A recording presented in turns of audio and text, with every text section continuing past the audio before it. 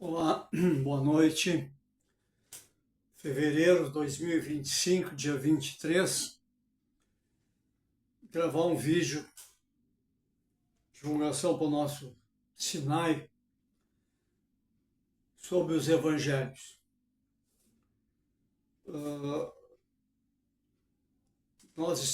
Falando um pouco antes de falar dos evangelhos, deixa eu comentar sobre os escritos da antiguidade como um todo. Nós botamos a culpa na Igreja Católica em Roma, que Roma escondeu tal evangelho, que isso foi tirado. A Madalena, que era um expoente dentro da igreja primitiva, não existia igreja católica. A primeira vez que o termo igreja católica apareceu, ele aparece num escrito de Inácio de Antioquia, em 110, no ano 110, ou seja, no 10º ano do segundo século. Lembrando que Jesus morreu no ano 33. Então, essa Igreja Católica ela foi se formando ao longo dos anos, de 2 milênios, né? Ela não nasceu pronta. Então a gente bota a culpa lá em Roma, porque escondeu isso, que escondeu aquilo. A Maria Madalena, só para terminar o comentário, né?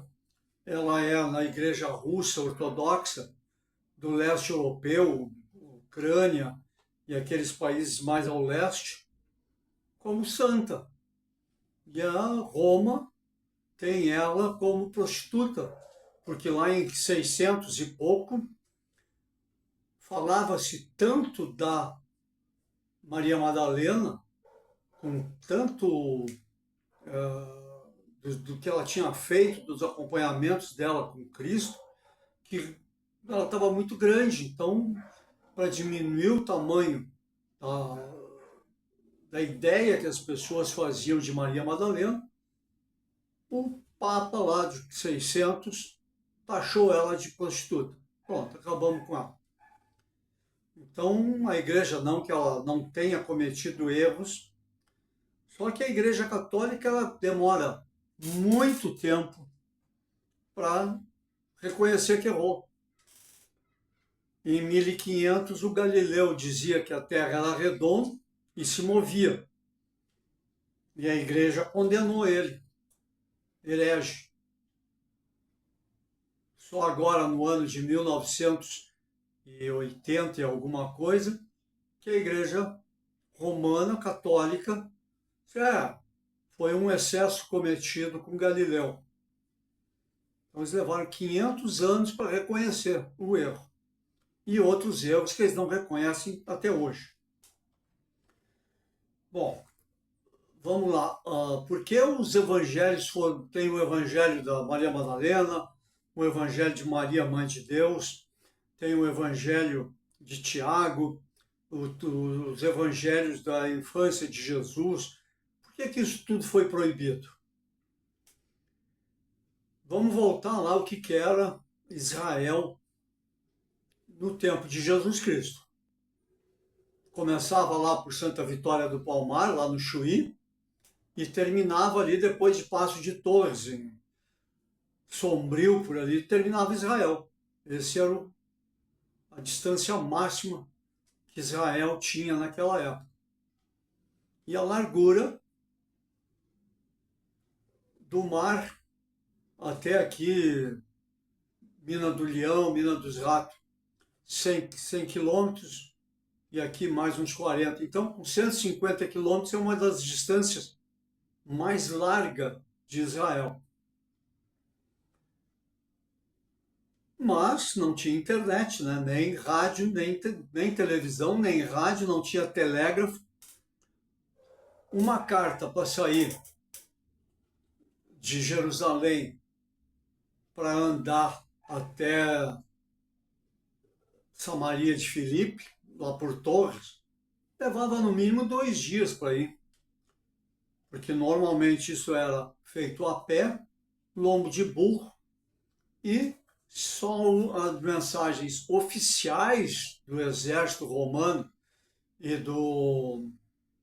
e da do Templo de Jerusalém é que tinham cavalos para poder fazer mais rápido. E mesmo assim, levava de 2 a 1 semana, de 2 a 7 dias para chegar uma correspondência em Torres.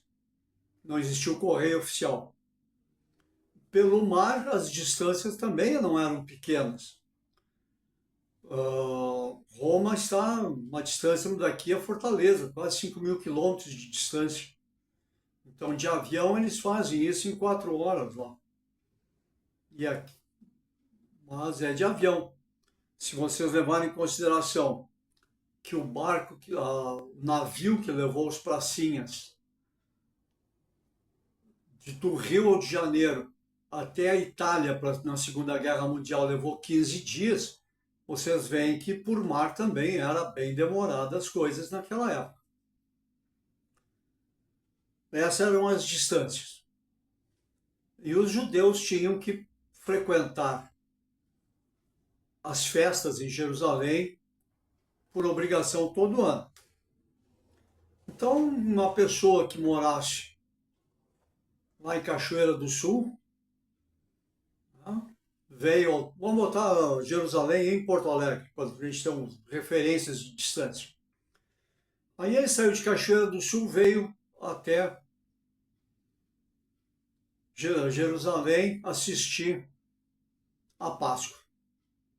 Aí ele chegou numa Páscoa lá e ele vê Jesus Cristo com um relho, com um trançado de corda, seja o que ele tinha na mão, expulsando os vendilhões do templo. E aí ele pergunta quem é, começam a falar para ele quem é aquele homem. É Jesus do Nazareno.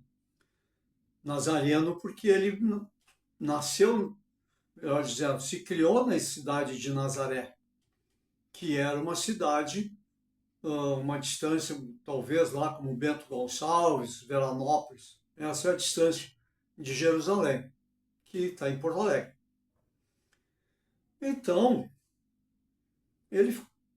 quando ele voltava lá para a Cachoeira do Sul, ele ficava contando as suas coisas, que lá em Jerusalém ele encontrou um homem, Jesus, e contava essas histórias. Se ele tinha dinheiro, ele chamava um escriba e ditava para o escriba tudo aquilo que ele tinha visto. Na Páscoa seguinte, ele sai de lá de Cachoeira do Sul e vem até Jerusalém. Lá, então, que veio de Nazaré, né, até Jerusalém. E aí ele vê Jesus na porta do templo discutindo com os sábios e com todos os levitas, né, o sacerdote, sumo sacerdote, e por que ele não é pecado curar aos sábados. Ele volta para Cachoeira do Sul, conta para as pessoas lá, chama o escriba e diz, escreve aí que aconteceu isso e isso, e dita para o escriba. Aí, na terceira Páscoa que ele vem a Jerusalém, ele vê Jesus entrando no sábado anterior à Páscoa, entrando todo em glória, né? Que hoje nós comemoramos o Domingo de Ramos. Ele vê tudo isso e vê que ele foi crucificado. Ele volta para a Cachoeira e conta isso tudo para o escriba. E aí esses escritos de Jesus e mais aquilo que eles ouviram falar, vai com um texto, num pergaminho, num rolo, e aí nós temos um Evangelho de Cachoeira do Sul. Então, quando, lá pelo ano 50 em diante, quando começaram a escrever os evangelhos, ou melhor dizendo, começaram a juntar os evangelhos para ver o que já estava escrito. Se acredita que houvessem mais de 4.000 evangelhos sobre Jesus. Tudo relatos de pessoas que viram, que estavam no Sermão da Montanha, e eles descreviam aquilo. E esses papéis, esses pergaminhos, eram juntados em livros e eram comentados. E aí vem os apóstolos, fazem toda uma pregação e lá adiante, quase no ano 100, já virando para o segundo século, no ano 250, por aí, 260, eles se reúnem e dizem, não, vamos botar ordem, né? Nós temos 4.000 evangelhos, o que é certo e o que não é certo. E eles começam a compilar esses evangelhos. E aí, nós temos os nossos 4 evangelhos, mais as cartas de Paulo, o Apocalipse, como fazendo parte do Novo Testamento. Ora, como se chegou a esses livros? Quando houve o primeiro concílio, o concílio de Nicéia, em 200, e aí isso aí se estendeu até o ano 300, vamos contextualizar também os judeus, os cristãos em Roma, né? Então, os judeus já não eram bem vistos em Roma pelos romanos, porque judeu não ajoelhava para bendizer e adorar César. César, para eles, era um homem como qualquer outro e não era uma divindade. E os romanos, que já tinham toda uma escola do que o Alexandre da Macedônia e antes do Alexandre, os gregos, tinham a dizer dos judeus, então os judeus já não tinham boa fama no Império Romano. E como eles não ajoelhavam para César, vai para o Coliseu ser comido pelos leões. A partir do ano 33, os apóstolos de Jesus começam a falar de Jesus e aí pegam a fama dos judeus. Nós não vamos ajoelhar para um César, porque o Evangelho de Cristo diz que ele não é Deus. Aí começa a perseguição dos cristãos. Então nós temos uma herança judaica naquela época que potencializava os cristãos a serem perseguidos, porque assim como o judeu não adorava César, o cristão não adorava César, isso é um crime. Então nem é tanto pelo que eles diziam de Jesus, mas pelo fato de que eles desrespeitavam a visão do César, que era a divindade romana. O imperador romano era uma divindade. Mais tarde, quando Roma se torna cristã, eles têm que pegar esses evangelhos e fazer um livro para catequizar romano, ao gosto dos romanos e ao gosto do que Roma mandava. Então eles adaptam todos esses evangelhos ao gosto de Roma, porque o imperador assim mandou. E a mulher do imperador manda o pessoal para Jerusalém para marcar os locais santos.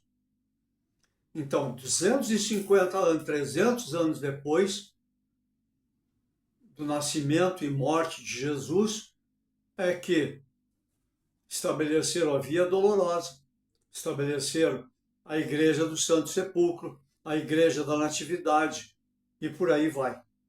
Tudo isso foi marcado 300 anos depois. Então, um erro de 100, 200 metros, 1 quilômetro do local hoje conhecido como Santo, não é de se duvidar. Mas vamos aos evangelhos, então. Então, essa é a estrutura de como se comportava, né, a igreja do primeiro século, tentando se adaptar, se proteger de Roma para sobreviver, e mais tarde, quando o imperador romano se converte ao cristianismo, vamos tabular os evangelhos. E foi tabulado os evangelhos de Mateus, Lucas, Marcos e João, mais o Apocalipse e mais as cartas de Paulo e todas as outras cartas que foram enviadas pelos os apóstolos, que constam do Novo Testamento. O Evangelho de Mateus. O Evangelho de Mateus é o mais alinhado, é o maior deles, e é o mais alinhado com o judaísmo do século I. Ele descreve como era a vida do judeu. E esses judeus, com Cristo, tornam-se judeus cristãos. E ele foi escrito, alguém narrou isso para quem escreveu, entre o ano 70 e o ano 115. Porque já no ano de 115, o Evangelho de Mateus é citado por Inácio de Antioquia, que Antioquia é uma cidade ao norte de Israel, na Síria. E ele foi escrito em hebraico, o Evangelho, e depois foi traduzido tanto para o grego, né? E aí vem as adaptações de tradução. João Batista se alimentava de gafanhotos. Dificilmente João Batista se alimentava de gafanhotos, porque gafanhoto é um alimento proibido, insetos são proibidos ao judeu comer, assim como o camarão, porque o camarão é um limpa-fundo, ele vive no lodo da água salgada. Então eles não podem comer uma coisa que vem se alimentar da sujeira. Então, esses problemas de tradução a gente tropeça neles sempre que a gente estuda mais a fundo os evangelhos. Santo Agostinho, mas aí já no ano 700 depois de Cristo, ele acreditava que esse evangelho tinha sido escrito entre 50 e 75. E é o mais antigo dos evangelhos. E é a literatura sagrada dos primeiros cristãos. E o evangelho de Mateus, Lucas e Marcos, muitas partes provavelmente foram copiadas do evangelho de Mateus. Mateus era galileu, a Galileia era a parte próxima ao mar da Galileia, Cafarnaum. A Judéia englobava Jerusalém, Belém e aquelas cidades próximas, Betânia, aquelas cidades próximas era a Judéia. E a Samaria, dos samaritanos, ao norte da Judéia. E ele era um publicano, tanto que ele recolhia impostos. Ele, antes de se tornar apóstolo, tanto que ele muitas vezes foi referência como que Jesus frequenta a mesma mesa que os publicanos, né? E os pecadores. E aí Jesus disse, os sadios não precisam de médico, quem precisa de médico são os doentes. Então, samaritanos, publicanos e pecadores precisam de Jesus. Lá, assim, ele recolhia impostos para o Herodes Antipas, filho de Herodes o Grande, na área de Cafarnaum. Se ele recolhia impostos, ele tinha que registrar esses recolhimentos. Então ele era alfabetizado. Ele sabia escrever e fazer conta. E ele foi o único dos apóstolos que Jesus disse: vem comigo. Todos os outros foram se aproximando e arrebanhados. Ele não, ele foi chamado nominalmente.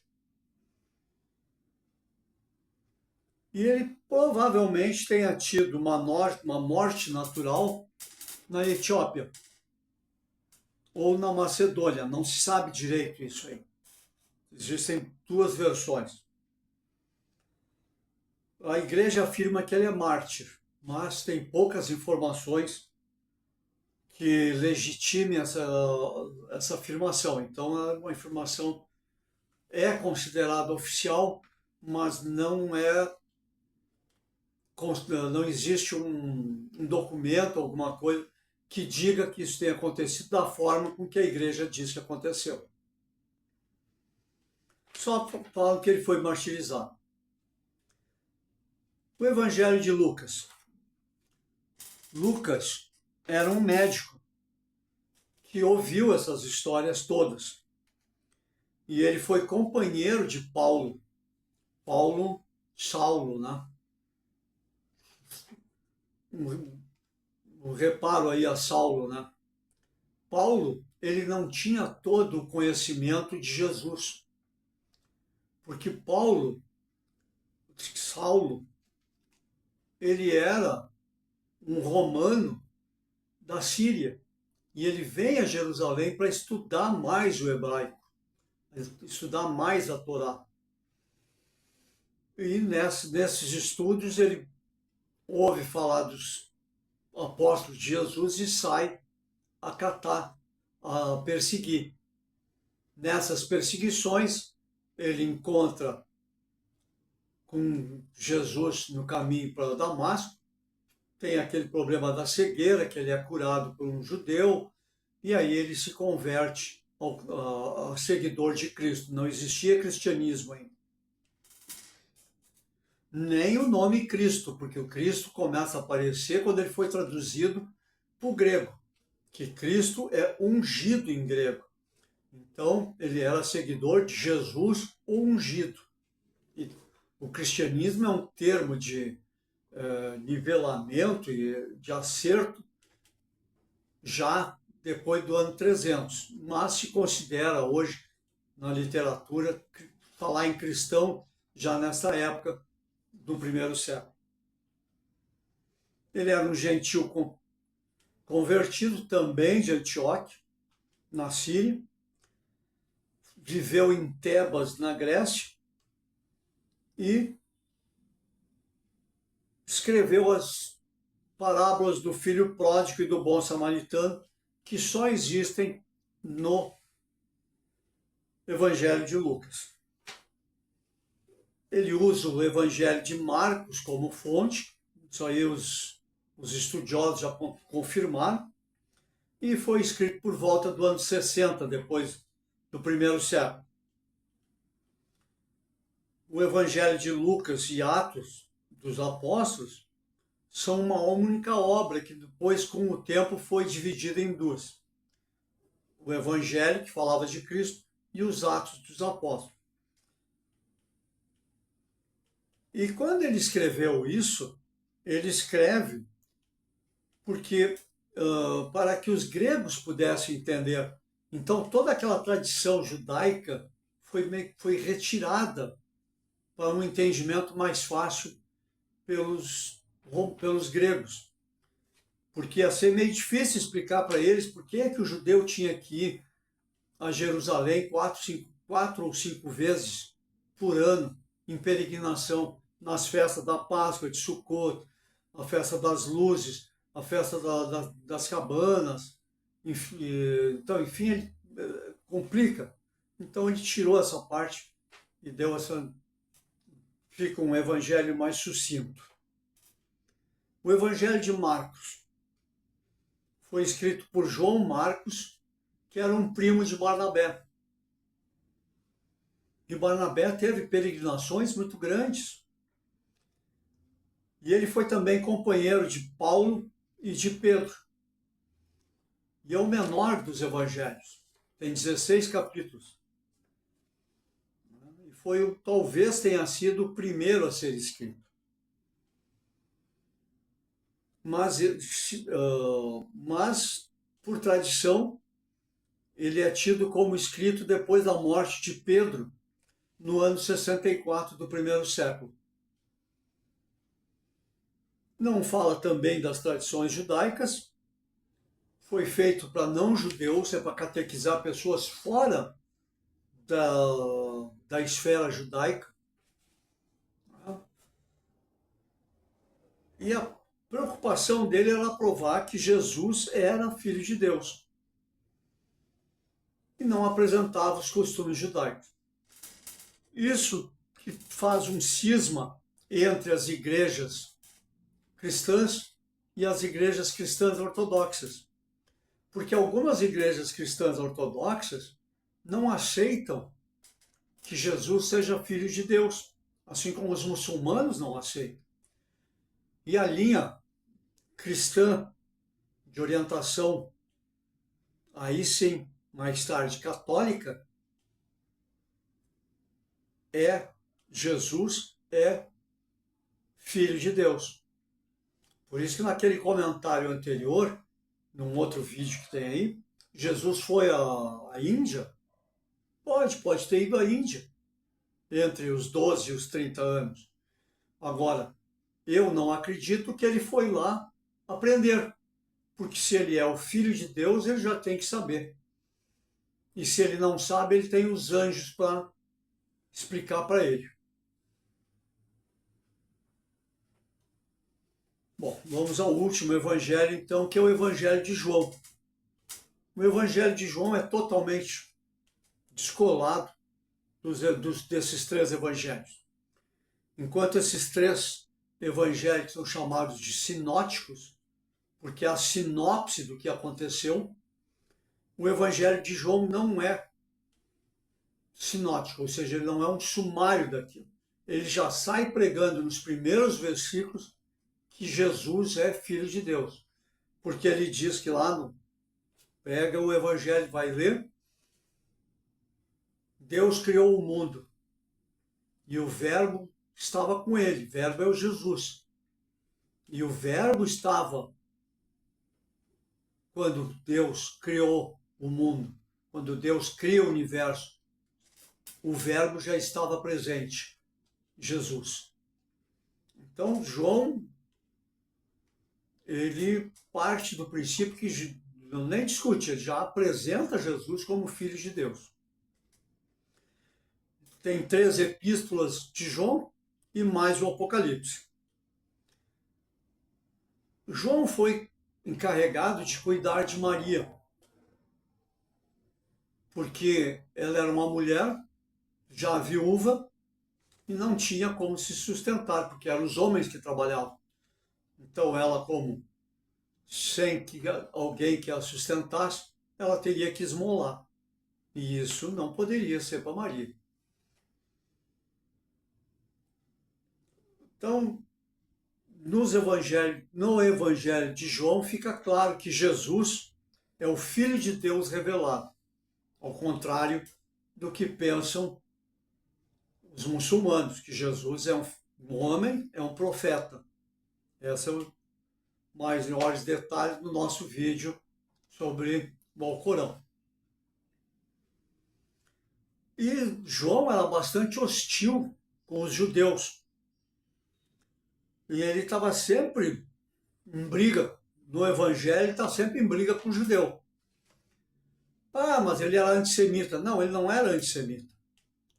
Ele viveu uma época em que ele era perseguido. Se o Saulo se converteu a ser da Igreja de Jesus, o ungido, outros vieram para perseguir os discípulos de Jesus, o ungido.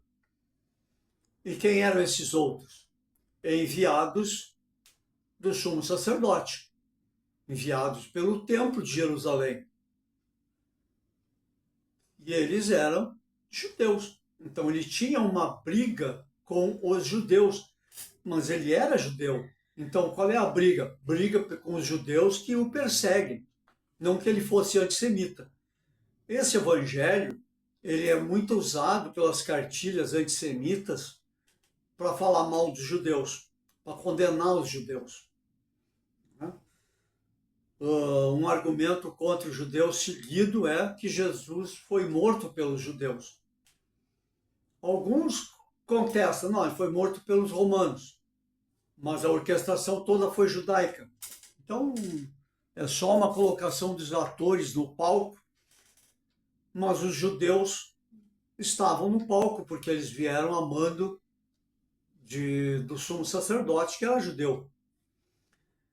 Porém, se Jesus não morresse, não se cumpriria a profecia que ele padeceria e que morreria. Ele não seria reconhecido dentro de Israel, seria perseguido, padeceria na mão dos judeus e morreria. Então, se ele não fosse esse o fim dele, a profecia de Isaías não se cumpriria. E não se cumprindo a profecia, ele não é filho de Deus. Então ele tem que ser morto pelos judeus. E se ele não fosse morto, qual é o cristianismo que nós teríamos hoje? Nada parecido com esse cristianismo que nós temos. Então ele veio, no Monte das Oliveiras ele pede para ser afastado do cálice, mas que seja feita a sua vontade. E ele se referia aí ao Pai. É por isso que nós rezamos o Pai Nosso e dizemos que seja feita a sua vontade. Então, mesmo que nós peçamos, nós vamos lá e pedimos às entidades do Sinai, as entidades do Sinai podem nos conceder aquilo que nós pedimos depois de uma autorização da autoridade maior. Porque é a vontade de Deus.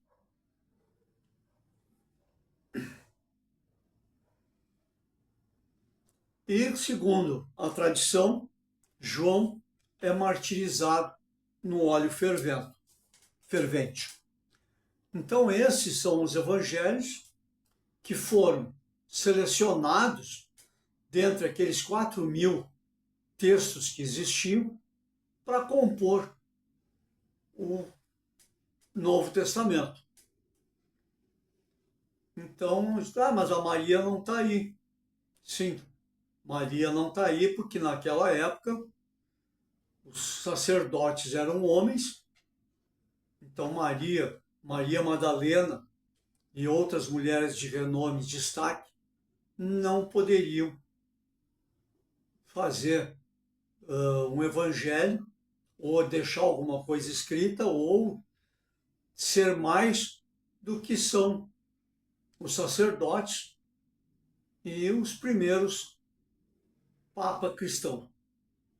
Lembrem-se, eu caí numa armadilha já também, que textos que vierem aí e disserem que foi, que cobre esse tempo do primeiro século, se disserem que foi escrito e estavam lá nos pergaminhos de Qumran, os pergaminhos do Mar Morto, pode ser outros pergaminhos do Mar Morto lá do outro lado do Mar Morto, que hoje pertence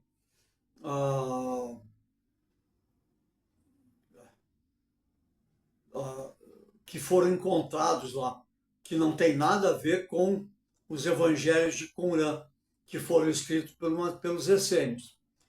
Então, toda vez que uma referência, porque nos evangelhos do Mar Morto está escrito que a Maria Madalena, não. Os evangelhos do Mar Morto foram escritos em torno de 200 anos antes de Jesus Cristo. Então, qualquer afirmação de um evangelho do Mar Morto, dos pergaminhos do Mar Morto, alicerçando qualquer coisa dos evangelhos, não procede. Já são 34 minutos. Vamos encerrando aqui o vídeo. Obrigado por me assistir.